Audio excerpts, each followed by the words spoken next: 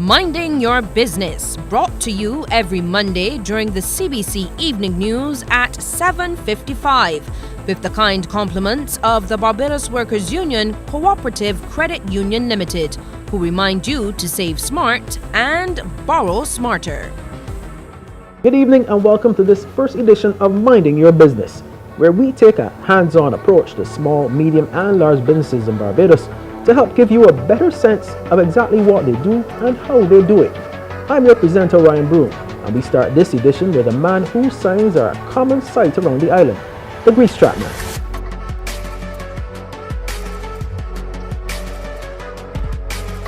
His real name is Romano Blenman, aka the Greasetrap Man, the owner of a company called Septic Solutions, and I recently got an opportunity to go out on a job with him, and what an experience it was.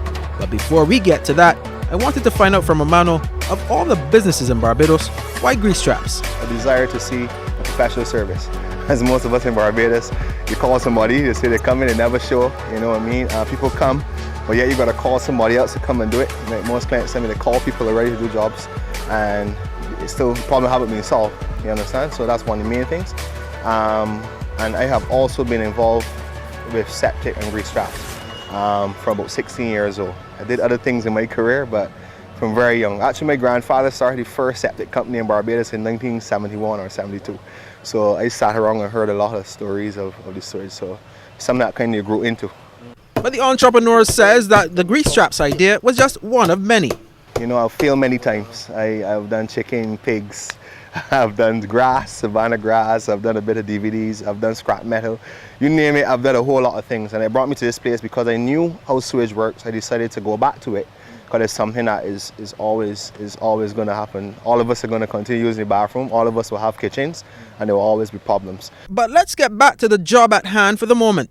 After getting gloved up, we had to prise open the cover for a grease trap at the back of a St. James residence. He warned me in advance that two creatures especially love to live in grease traps. That's cockroaches and centipedes. A timely warning indeed. With that in mind, he said when the cover eventually came off, we would find out if we had to take evasive action against one or both.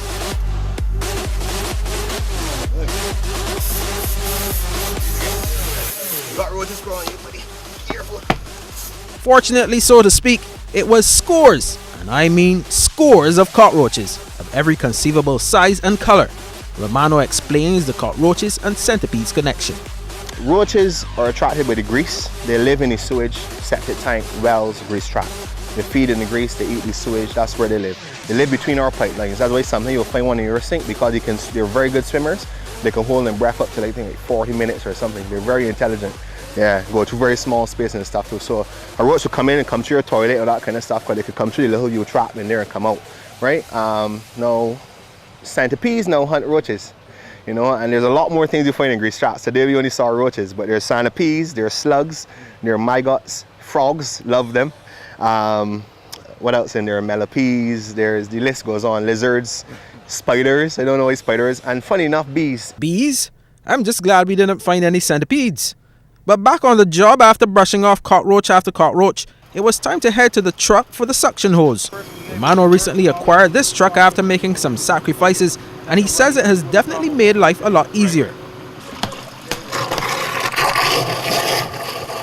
But perhaps most importantly, the Greasetrap Man has some important advice for householders, especially those who are quick to use acids and other harsh chemicals in their drains. Stay away from caustic soda.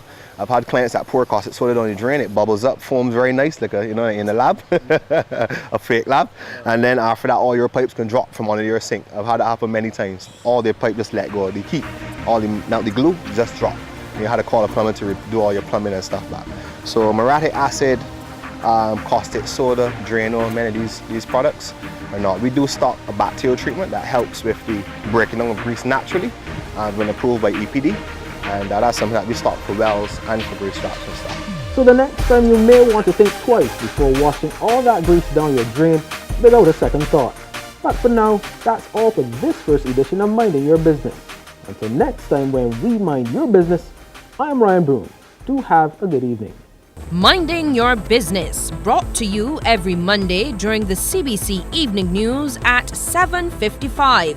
With the kind compliments of the Barbados Workers Union Cooperative Credit Union Limited, who remind you to save smart and borrow smarter.